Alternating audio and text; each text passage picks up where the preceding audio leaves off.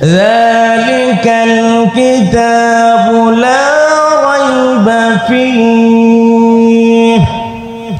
হুদাল লিল মুত্তাকিন।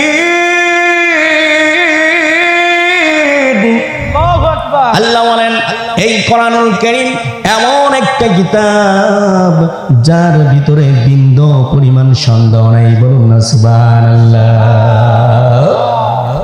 এই কোরআনুল কারীম যখন বিশ্ব নবীজি কোরআন দিয়ে যখন দাওয়াত দিতে লাগলেন, তখন কাফেররা বলল, ও মুহাম্মদ, তুমি যে কোরআনের কথা বলো এটা তোমার আল্লাহর কথা না, এইটা হলো মানুষের কথা।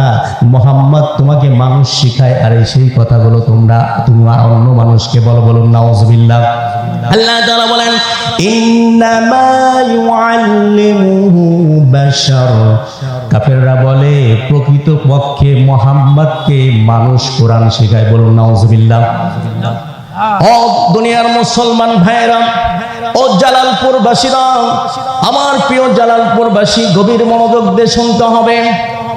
কাফেররা বলে কোরআন নাকি মানুষের কথা। না না না, আল্লাহ সুবহানাহু ওয়া তাআলা কোরআন সম্পর্কে জানিয়ে দেন, ওয়াস-সামা'i যাতির রাজ'i ওয়াল-আরদি যাতিস-সাদ'i ইন্নাহু লাকাওলুন ফাসলুন ওয়া মা হুয়া বিল-হাজল। সূরাতুত তারিক 11, 12, 13, 14 নম্বর আয়াত। আল্লাহ সুবহানাহু ওয়া তাআলা বলেন এখানে দুইটা জিনিসের শপথ খেয়েছেন, ওয়াস-সামা'i যাতির রাজ'i ওয়াল-আরদি যাতিস-সাদ'i। আল্লাহ তাআলা আসমানের শপথ খেয়েছেন, বিদরণশীল জমিনের শপথ খেয়েছেন। দুইটা জিনিসের শপথ খেয়ে আল্লাহ সুবহানাহু ওয়া তাআলা জানিয়ে দিচ্ছেন ইন্নাহু লাকাওলুন ফাসল। নিশ্চয়ই এই কোরআন হলো সত্য মিথ্যার ফয়সালাকারী। বলুন না সুবহানাল্লাহ। ওয়া মা হুয়া বিল হাজল। আল্লাহ বলেন এই কোরআন কোনো উপহাসের কিতাব নয়।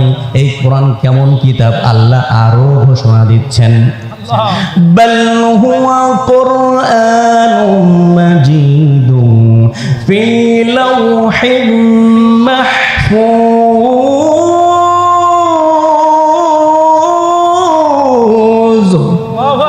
সূরাতুল বুরুজ 21-22 নম্বর আয়াত। আল্লাহ তাআলা বলেন বরং এই কোরআনুল কারীম সম্মানিত বস্তু, ফি লাওহিম মাহফুজ, লাওহে মাহফুজে সংরক্ষিত কিতাব এটি। এই কোরআন সম্পর্কে আল্লাহ আরো বলেন তানজিলুম মির রাব্বিল আলামিন।